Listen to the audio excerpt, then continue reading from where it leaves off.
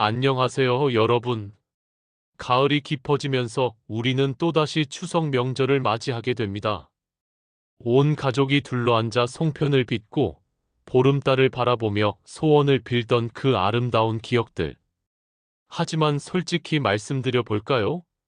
명절이 다가올수록 마음 한편이 무거워지는 분들도 계시지 않나요? 특히 결혼하신 부부분들께는 명절이 때로는 전쟁터처럼 느껴지기도 합니다. 아내는 새벽부터 차례 음식을 준비하며 지쳐가고 남편은 부모님과 배우자 사이에서 줄타기를 하느라 진땀을 흘립니다. 올해는 다르겠지라는 기대는 어느새 역시 또 이렇네라는 한숨으로 바뀌고 맙니다.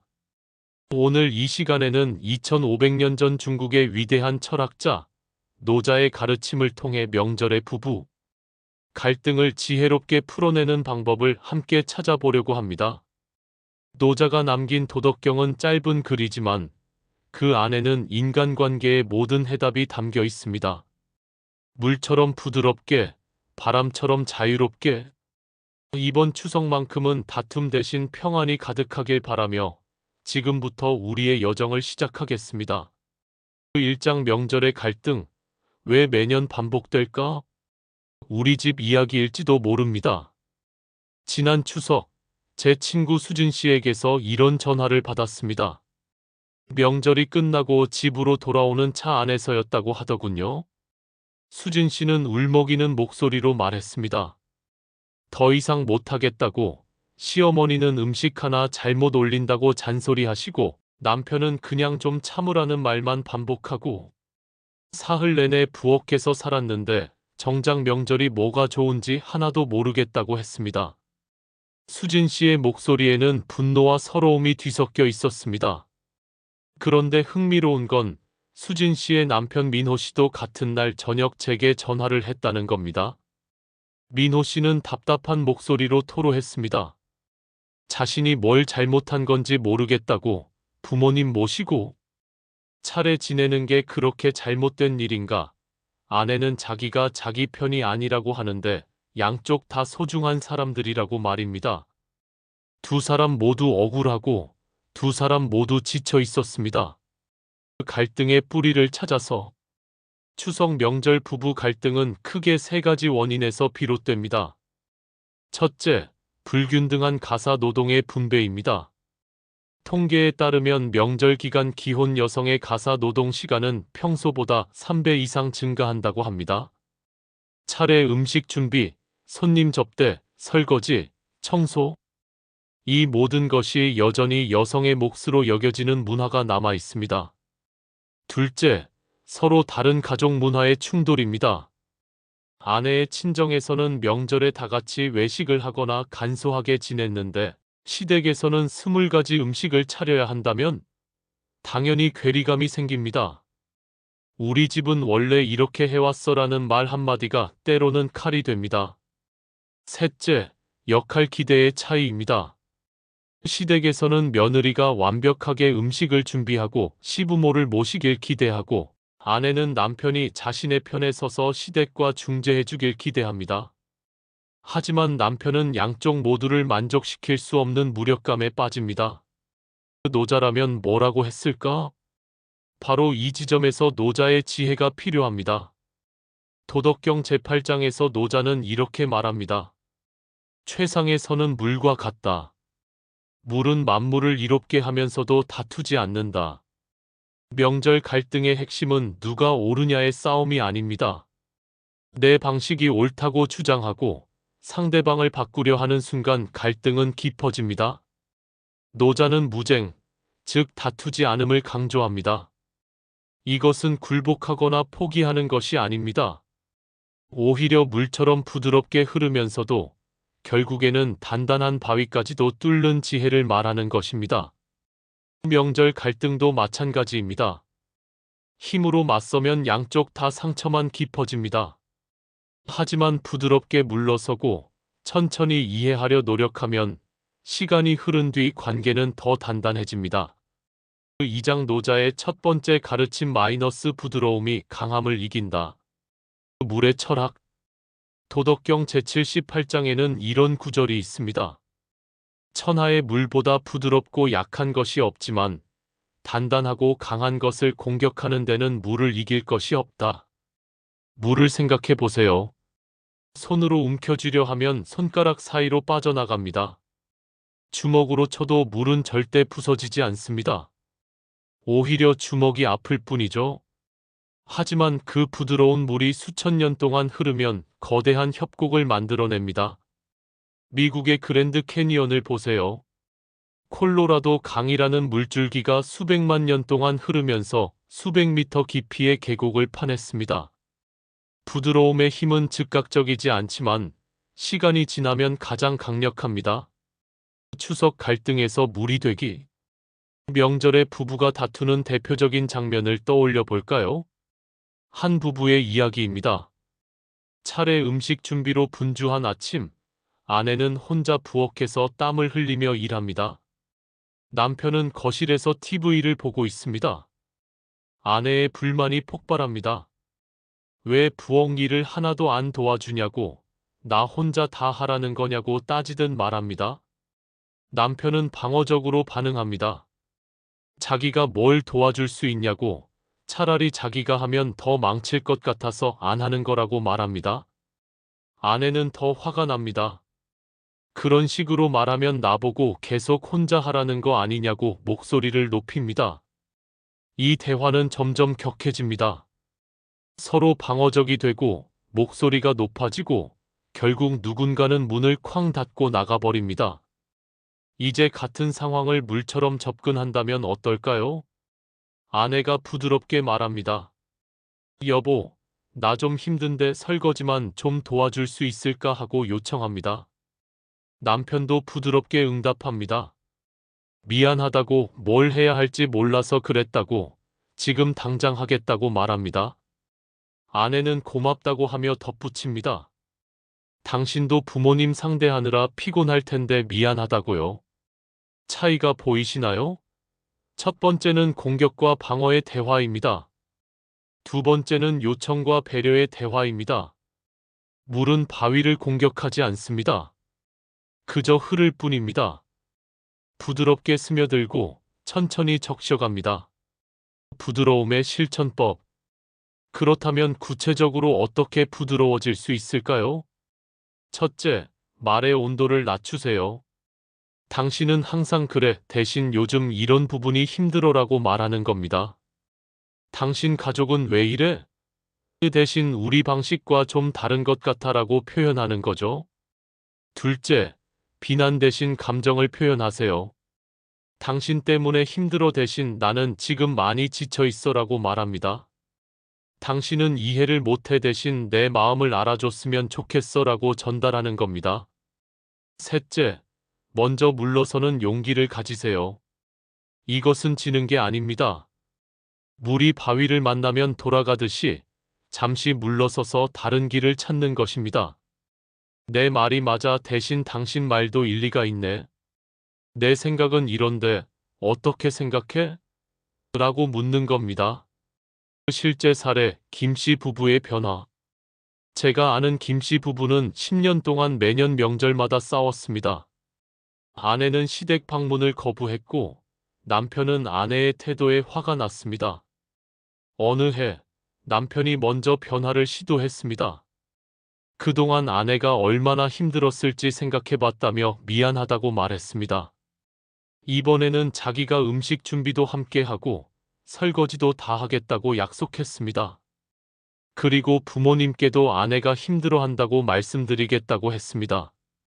처음에 아내는 의심했습니다. 또 말만 그렇게 하겠지 하고 생각했죠. 하지만 남편은 실제로 행동했습니다. 새벽에 일어나 음식을 함께 준비하고 시부모님께 자기가 설거지를 다 하겠다고 말했습니다. 그 해 명절이 끝난 후 아내가 처음으로 고맙다고 말했습니다. 10년 만에 처음으로 다투지 않은 명절이었습니다. 부드러움은 약함이 아닙니다. 오히려 관계를 지키는 가장 강한 힘입니다. 3장 노자의 두 번째 가르침 마이너스 욕심을 비우면 다툼이 사라진다. 해시태그 지족의 지혜. 도덕경 제46장에서 노자는 이렇게 말합니다. 화가 족한 줄 아는 것보다 큰 것은 없고 허물이 얻고자 하는 욕심보다 큰 것은 없다. 따라서 족한 줄 아는 것에 만족함은 항상 만족하는 것이다. 쉽게 말하면 만족할 줄 알면 언제나 행복하고 욕심을 부리면 언제나 부족하다는 뜻입니다. 명절 갈등의 대부분은 사실 기대에서 시작됩니다. 우리가 가진 욕심과 기대가 현실과 부딪힐 때 실망과 분노가 생깁니다. 그 명절에 숨겨진 욕심들. 아내들은 이런 것들을 바랍니다. 남편이 자신을 완벽하게 이해해 주길, 시댁에서 친딸처럼 대해 주길, 명절에는 자신도 쉬고 싶다는 마음을 알아주길 바랍니다. 남편들도 욕심이 있습니다. 아내가 자기 부모님을 좋아해 주길, 아내가 명절 준비를 완벽하게 해주길, 양쪽 가족 모두가 만족하는 명절이 되길 바랍니다. 시부모님들도 기대가 있습니다. 며느리가 예전 시대 며느리처럼 헌신하길, 아들이 자주 찾아오고 효도하길, 전통을 완벽하게 지키길 바랍니다. 이 모든 욕심들이 한자리에 모이면 어떻게 될까요? 폭발합니다. 기대를 내려놓는 연습. 제 상담실을 찾아온 박씨 부부의 이야기입니다. 아내는 매년 명절이 되면 우울증 증세를 보였습니다.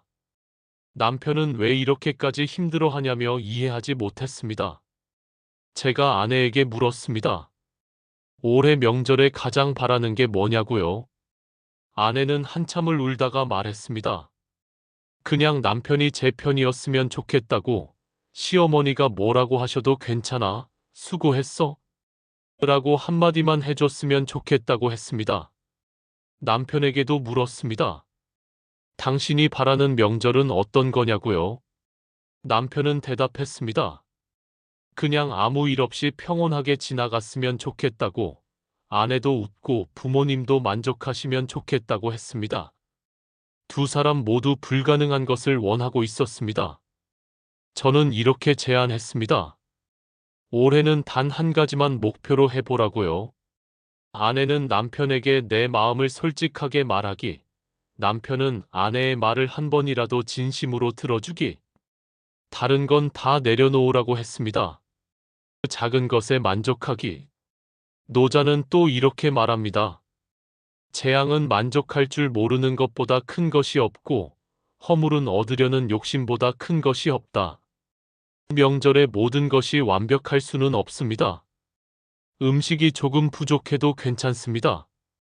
시댁과 친정을 공평하게 못 갔어도 괜찮습니다. 차례를 간소하게 지내도 괜찮습니다. 중요한 건 가족이 함께 있다는 것, 서로를 배려하려고 노력한다는 것입니다. 실천 기대 목록 줄이기. 명절 전에 부부가 함께 앉아 이렇게 대화해 보세요. 첫 단계, 각자의 기대를 적어봅니다. 나는 이번 명절에 무엇을 바라는가? 상대방이 무엇을 해주길 원하는가를 생각해 보는 겁니다. 두 번째 단계, 그중 가장 중요한 세 가지만 남깁니다. 세 번째 단계, 서로의 목록을 교환하고 대화합니다. 이건 내가 할 수 있다거나, 이건 솔직히 어려울 것 같다고 말하는 거죠.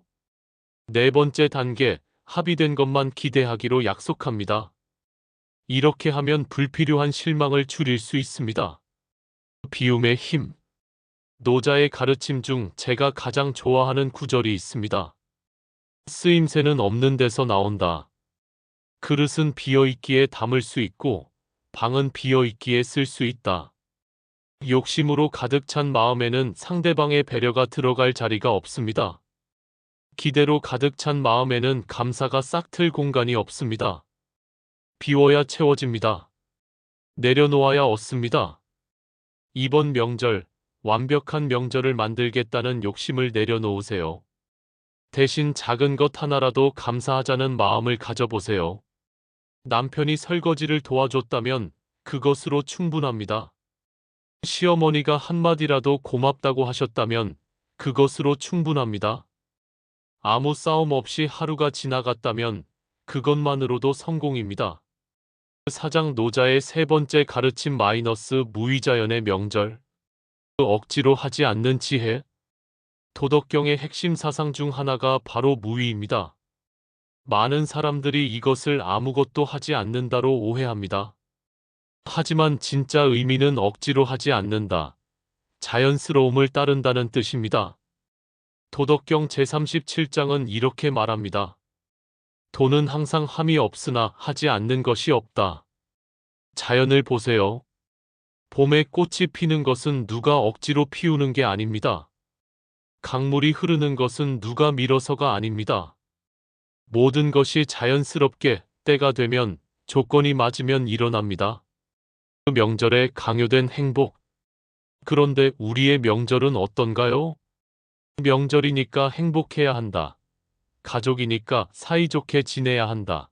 며느리니까 완벽하게 준비해야 한다. 아들이니까 부모님을 모셔야 한다는 생각들이 가득합니다. 이 모든 해야 한다가 명절을 피곤하게 만듭니다. 저는 한 며느리에게서 이런 말을 들었습니다. 명절이 다가오면 자기가 연극 배우가 된 것 같다고요. 좋지도 않은데 좋은 척, 피곤한데 괜찮은 척. 3일 동안 가면을 쓰고 사는 느낌이라고 했습니다. 이것은 무의가 아니라 유의, 즉 억지로 꾸미는 것입니다. 자연스러움을 허락하기. 무의자연의 명절이란 무엇일까요? 첫째, 완벽함을 강요하지 않습니다. 음식이 조금 부족하면 어떤가요? 시켜 먹어도 됩니다. 전통 방식대로 못하면 어떤가요? 우리 가족에 맞게 변형해도 됩니다. 둘째, 감정을 억압하지 않습니다. 힘들면 힘들다고 말해도 됩니다. 쉬고 싶으면 쉬어도 됩니다. 억지로 웃지 않아도 됩니다. 셋째, 각자의 속도를 존중합니다. 시어머니가 며느리를 받아들이는데 시간이 필요하다면 기다려주세요. 아내가 시댁 문화에 적응하는데 시간이 필요하다면 재촉하지 마세요.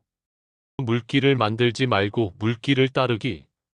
강은 목적지를 향해 일직선으로 가지 않습니다. 산을 만나면 돌아가고 바위를 만나면 우회합니다. 하지만 결국에는 바다에 도달합니다. 명절도 마찬가지입니다. 계획대로 되지 않아도 괜찮습니다. 사례 이씨 가족의 명절. 이씨 가족은 5년 전부터 명절 방식을 바꿨습니다. 예전에는 시댁에서 20가지 음식을 준비했습니다. 며느리들은 전날부터 밤을 새워 준비했고 명절 당일에는 모두 녹초가 되었습니다. 어느 해 큰며느리가 용기를 내서 제안했습니다. 올해는 음식을 간소하게 하는 게 어떻겠냐고, 중요한 몇 가지만 차리고 나머지는 간단하게 하자고 말했습니다. 처음에 시어머니는 반대했습니다. 그래도 조상님께 드리는 건데 어떻게 그러냐고 하셨죠? 하지만 큰며느리는 포기하지 않았습니다. 마음이 중요한 거라고, 정성스럽게 몇 가지만 잘 준비하는 게 기계적으로 많이 준비하는 것보다 낫지 않겠냐고 설득했습니다. 결국 그 해부터 이씨 가족의 명절은 변했습니다. 음식은 10가지로 줄었고 대신 가족들이 함께 요리하는 시간이 늘었습니다. 명절 오후에는 모두 함께 산책을 가거나 영화를 봤습니다. 더 이상 누구도 명절을 두려워하지 않게 되었습니다. 흐름에 맡기기. 노자는 이렇게 말합니다. 세상의 일을 이루려는 자는 언제나 실패한다. 붙잡으려는 자는 언제나 놓친다. 명절을 완벽하게 만들려고 애쓰면 애쓸수록 망가집니다. 대신 흐름에 맡기고 순간순간을 받아들이면 오히려 평안이 찾아옵니다. 실천 방법을 말씀드리면 계획의 50%는 여백으로 남겨두세요. 이렇게 해야 한다를 이렇게 해도 되고 저렇게 해도 된다로 바꾸세요. 예상치 못한 일이 생기면 문제다가 아니라 새로운 길이 열렸다고 생각해 보세요. 무의자연의 명절은 느긋한 명절입니다. 서두르지 않고 강요하지 않고 그저 자연스럽게 흘러가는 명절입니다. 5장 실천법 - 오늘부터 시작하는 지혜로운 명절. 해시태그 노자의 가르침을 우리 집에 적용하기. 지금까지 노자의 3가지 가르침을 살펴봤습니다. 부드러움이 강함을 이긴다. 욕심을 비우면 다툼이 사라진다. 자연스러움이 가장 좋은 해답이다. 이제 이것을 실제로 어떻게 실천할 수 있는지 구체적인 방법을 알려드리겠습니다. 명절 2주 전 대화의 시간. 부부가 조용한 시간에 앉아서 솔직하게 대화하세요. 대화 주제는 이런 것들입니다. 지난 명절에서 가장 힘들었던 건 무엇이었는지, 이번 명절에 가장 두려운 게 무엇인지, 서로 무엇을 도와줄 수 있을지 이야기해 보는 겁니다. 이때 중요한 것은 비난하지 않기입니다. 당신이 이래서, 당신은 항상 이라는 말 대신 나는 이럴 때 힘들어, 나는 이런 도움이 필요해 라고 말하세요. 명절 1주 전 역할 나누기. 구체적으로 역할을 나눠보세요. 예를 들면 이렇습니다. 장보기는 남편이, 음식 준비는 부부가 함께 각자 2가지씩 담당하고, 설거지는 남편이, 아이 돌보기는 교대로, 손님 접대는 부부가 함께 하는 식으로요. 중요한 건 도와준다가 아니라 함께 한다는 마음가짐입니다. 명절 당일 작은 신호들. 명절 당일 서로에게 작은 신호를 보내는 약속을 하세요. 예를 들어 손을 꼭 쥐면 나 지금 힘들어, 도와줘라는 신호로 하고, 어깨를 톡톡 두드리면 잠깐 나가서 쉬어라는 뜻으로, 눈을 마주치며 미소 지으면 괜찮아, 잘하고 있어라는 의미로 정해두는 겁니다. 말로 하기 어려운 순간에 이런 신호들이 큰 힘이 됩니다. 갈등이 생겼을 때 3분 규칙. 만약 명절 중에 다툼이 시작되려고 한다면 3분 규칙을 기억하세요. 일단 멈추기. 대화를 중단하고 잠시 떨어지세요. 그리고 3번 깊게 숨쉬기. 감정을 가라앉히는 겁니다. 그 다음 물처럼 생각하기. 지금 내가 물이라면 어떻게 할까 생각해 보세요. 그리고 3분 후에 다시 부드럽게 대화를 시작하세요. 명절 후 감사 나누기. 명절이 끝나고 집으로 돌아오는 길, 서로에게 감사를 표현하세요. 이번 명절에 이런 점이 고마웠다고, 당신이 이렇게 해줘서 많은 도움이 됐다고 말하는 겁니다. 작은 감사가 다음 명절을 바꿉니다. 물처럼, 바람처럼. 여러분, 우리는 오늘 2500년 전 노자의 지혜를 통해 명절의 부부 갈등을 풀어보는 시간을 가졌습니다. 부드러움, 비움, 자연스러움. 이 3가지가 바로 평화로운 명절의 열쇠입니다. 노자는 도덕경의 마지막 구절에서 이렇게 말합니다. 성인의 도는 하되 다투지 않는다. 이번 추석, 여러분의 가정에 다툼 대신 이해가, 분노 대신 평안이 가득하길 바랍니다. 물은 어떤 그릇에도 담깁니다. 네모난 그릇에 담으면 네모가 되고, 둥근 그릇에 담으면 둥그러집니다. 하지만 물의 본질은 변하지 않습니다. 여러분도 상황에 따라 유연하게 대응하되, 서로를 향한 사랑과 존중이라는 본질은 잃지 마시길 바랍니다. 바람은 나무를 통과하지만 나무를 꺾지 않습니다. 부드럽게 스치고 지나갈 뿐입니다. 이번 명절의 어려움들도 바람처럼 지나가게 하세요.